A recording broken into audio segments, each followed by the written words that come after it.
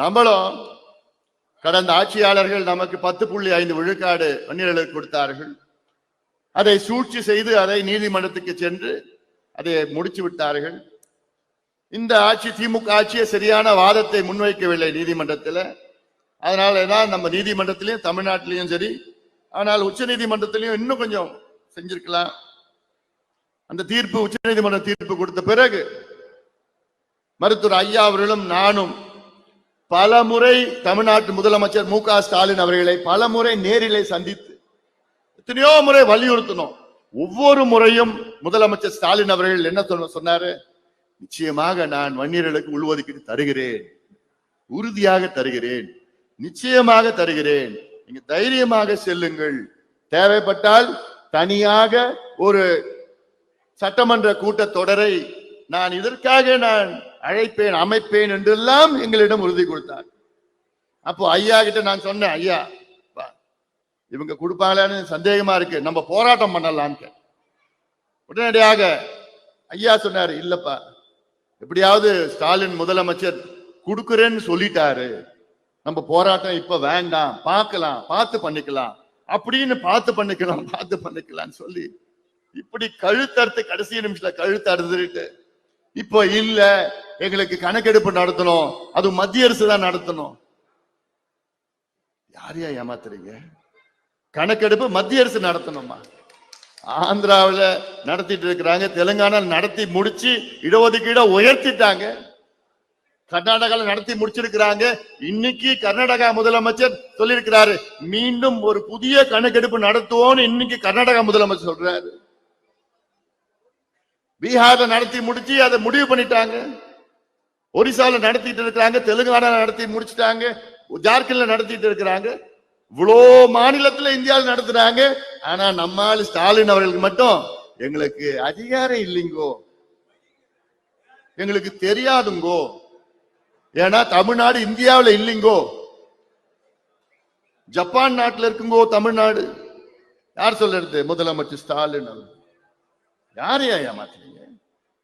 இந்தியாவில் இருக்கிறது ஒரே சட்டம் தான். 2008 இந்தியன் ஸ்டாட்டிஸ்டிக்கல் ஆக்ட் 2008 எல்லா மாநிலத்துக்கும் பொருந்தும், இந்தியாவில் உள்ள அனைத்து மக்களுக்கும் பொருந்தும்.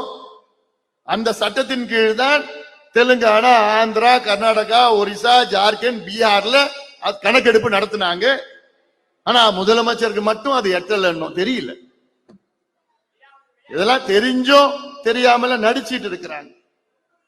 ஏன் நான் மறுபடியும் சொல்றேன்னா, இந்த மாநாட்டில் கூட்டத்தை பார்த்து ஒரு முடிவு பண்ணிட்டாங்க திமுகவில். இந்த சமுதாயத்திற்கு, வன்னிய சமுதாயத்துக்கு துரோகம் செய்த திமுக அந்த மாநாட்டில் பேசிட்டேன். ஒரு வன்னியர்களும் திமுகவுக்கு வாக்களிக்க கூடாது, வாக்களிக்க மாட்டார்கள், காரணம் வன்னியர்களுக்கு துரோகம் செய்தது திமுக என்று பார்த்தாங்க. உடனே எப்படி அவன் வேலையை காமிச்சிட்டு இருக்காங்க, எப்படி ஏன்னா அவங்களால களத்துல நேரில் சந்திக்க முடியாது, தைரியம் கிடையாது. சூழ்ச்சிகள் மூலமாக நம்மை குழப்பம் செய்ய வேண்டும் என்று அவனுக்கு தெரிஞ்சது அவ்வளவுதான், திமுக காரங்களுக்கு தெரிஞ்சது அவ்வளவுதான். சூழ்ச்சி செய்து ஏதோ குழப்பம் பண்ணி சூழ்ச்சியாளர்கள் வச்சுட்டு நம்ம கட்சிக்குள்ள குழப்பம் அதெல்லாம் நடக்கல. அதெல்லாம் ஒண்ணும் ஆக போறது கிடையாது. பாட்டாளி மக்கள் கட்சி தான் உறுதியான தைரியமான கட்சி, விரைவில் ஆளக்கூடிய கட்சி. அது யாரும் ஒண்ணு இல்லம்மா பண்ண முடியாது. அதனால இதெல்லாம் என்னென்னமோ போட்டு பொருளி கிளப்பிட்டு அதை கிளப்பிட்டு ஏதோ இது வாங்கிட்டானா, காசு வாங்கிட்டாங்களா, நான் காசு இது பண்ணிட்டேனா, இது என்னமோ கிளப்பி விட்டுட்டு இருப்பாங்க. அதாவது அமைச்சர் சொன்ன மாதிரி நான் 5 ஆண்டு காலம் அமைச்சராக பணியாற்றினேன். இந்த நேரத்தில் டுபாக்கோ லாபி உலகத்திலே கொடூரமான லாபி, டுபாக்கோ லாபி. அதன் பிறகு குட்கா லாபி, அது இன்னும் மோசமான லாபி. அது பார்மசூட்டிக்கல் லாபி, எம்சிஐ லாபி. இந்த அத்துணை லாபியும் தன்னந்தனியாக எதிர்த்தவர் இந்த அன்புமணி ராமதாஸ். அத்துணை லாபிகளும் அவ்வளவு கடுமையாக எதிர்த்து என்னை எப்படியோ யார் மூலமா வந்து பேசினாங்க, சமரசம் பேசுனாங்க. உங்களுக்கு எவ்வளவு நான் தரோம் சொல்லுங்க, நீங்க அமைதியா இருக்கணும், வேற எதுவும் இல்லை, அமைதியா இருக்கணும். அன்னைக்கு வாங்கணும்னா எவ்வளோ வாங்கியிருக்கலாம். இந்த குட்கா லாபி மட்டும் 1000 கோடி ரூபாய் நான் தரோம் அன்னைக்கு சொன்னான். டுபாக்கோ லாபில 5000 கோடியா? எங்க சொல்லுங்க, எங்க வேணும், எப்படி வேணும்? அன்னைக்கு வாங்கிட்டு என்ன வேணா பண்ணியிருந்திருக்கலாம். ஆனால் எனக்கு அது முக்கியம் இல்லை. எனக்கு பாட்டாளி மக்கள் கட்சி பேர் முக்கியம். தமிழ்நாட்டின், இந்தியாவில் உள்ள இளைஞர்களுடைய நலன் முக்கியம். யாருக்கும் தெரிஞ்சிருக்க போறது இல்லை. உறுதியா இருந்தேன் நான். கடைசி வரைக்கும் சண்டை போட்டு உறுதியா இருந்தேன் நான். பணம் எப்படி வேணா சம்பாதிச்சுட்டு போலாம், எப்படி வேணா சம்பாதிக்கலாம், பெரிய வேலை கிடையாது. ஆனால் நம்முடைய கொள்கை, நம்முடைய உறுதி, நம்முடைய பேர், அதுதான் முக்கியம் நமக்கு. எவ்வளவு சந்தர்ப்பங்கள் இருக்கிறது. அதனால இவன் அப்படி சொல்லிட்டான், அவன் அப்படி சொல்லிட்டானா பார்த்துடலாம். நான் தயாராயிட்டேன்.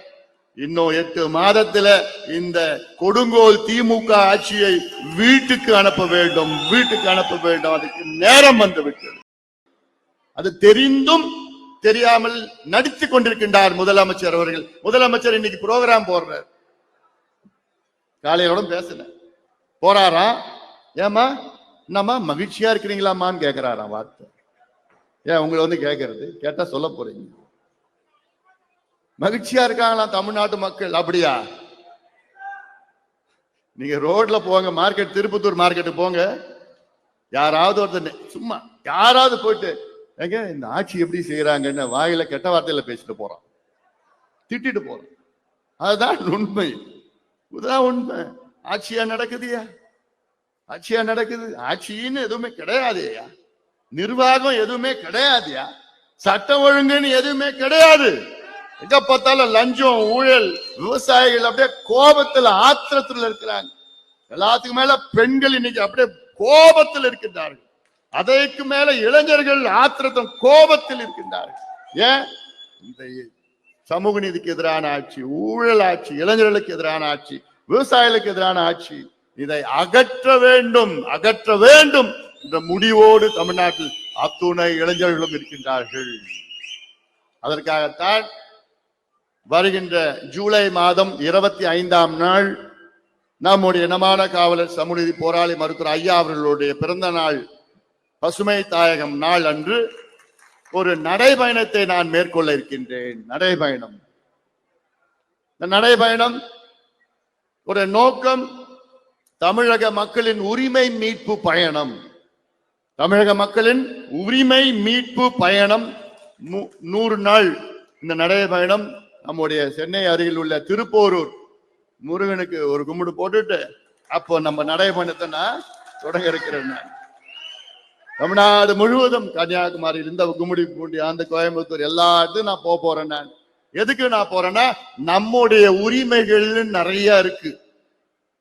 நம்முடைய உரிமைகள் நம்முடைய அரசியல் சாசனத்தில் இருக்கிறது, கான்ஸ்டிடியூஷன் ஆஃப் இந்தியா. அதுல நமக்கு என்னென்ன உரிமைகள் இருக்குதோ அதை அப்படியே தெளிவா கொடுத்திருக்கிறாங்க.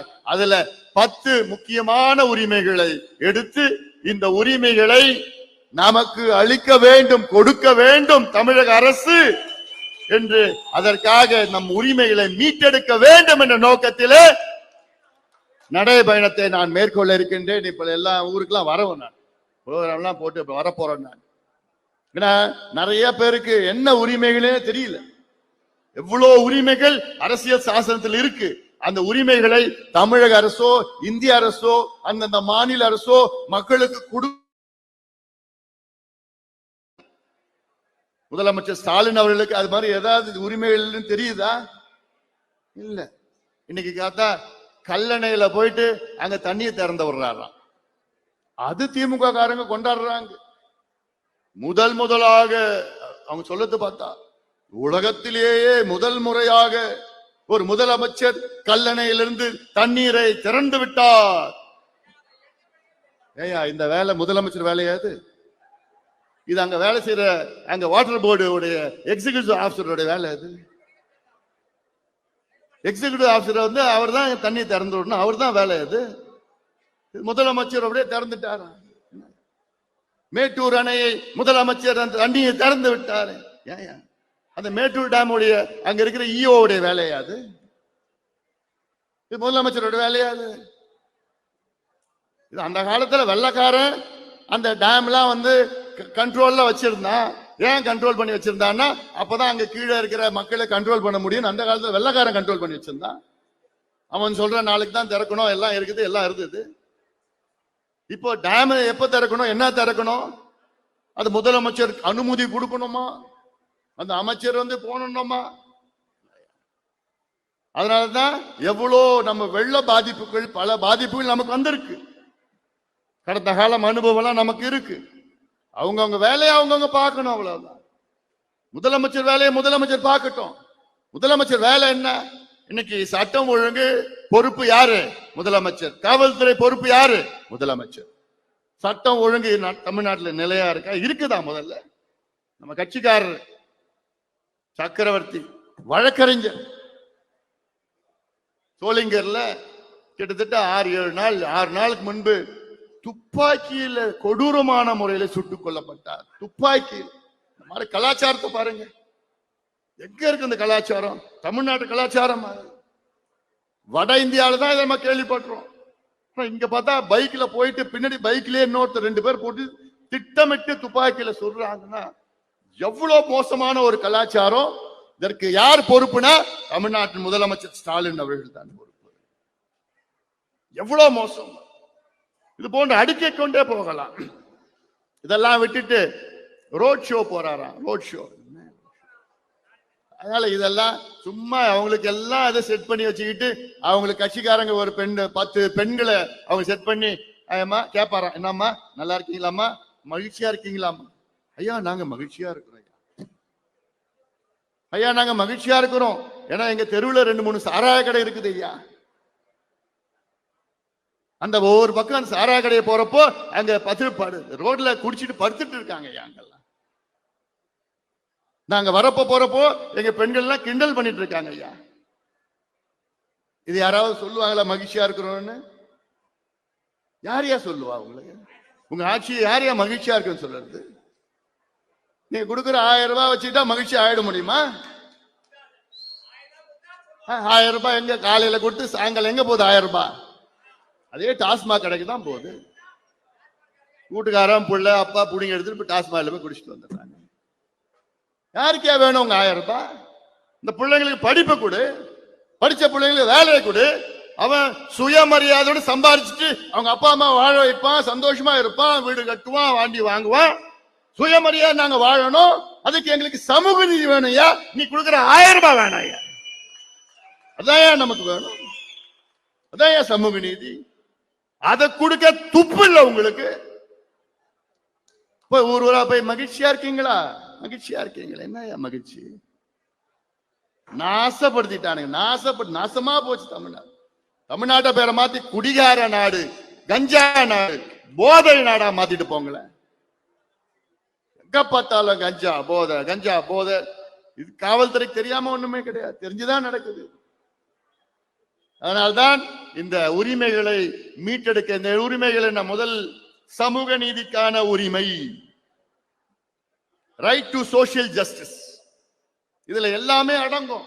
10.5 விழுக்காடு, 69 விழுக்காடு பாதுகாப்பு, பட்டியலின மக்களுக்கு கூடுதலாக இடஒதுக்கீடு, பின்தங்கிய சமுதாயங்களுக்கு இன்னும் அதிக இடஒதுக்கீடு. இதெல்லாம் ரைட் டு சோசியல் ஜஸ்டிஸ். வன்முறை இல்லா வாழ்வுக்கான மகளிர் உரிமை, women's right to live free from violence. பெண்கள் நமக்கு வன்முறை இல்லாத வாழ்வதற்கு பெண்களுக்கு உரிமை. நினைச்சு பாருங்க, வன்முறை பல வகையில வருது பெண்களுக்கு. தமிழ்நாட்டில் மோசமான கலாச்சாரம் இருக்கிறது. வன்முறை வீட்டுக்குள்ளேயே வரக்கூடாது, வீதியிலே பெண்களுக்கு வன்முறை இருக்கக்கூடாது. அதுதான் பெண்களுக்கு உரிமை. இதுதான் அரசியல் சாசனத்தில் இருக்கிறது. கான்ஸ்டிடியூஷன் ஆஃப் இந்தியாவில்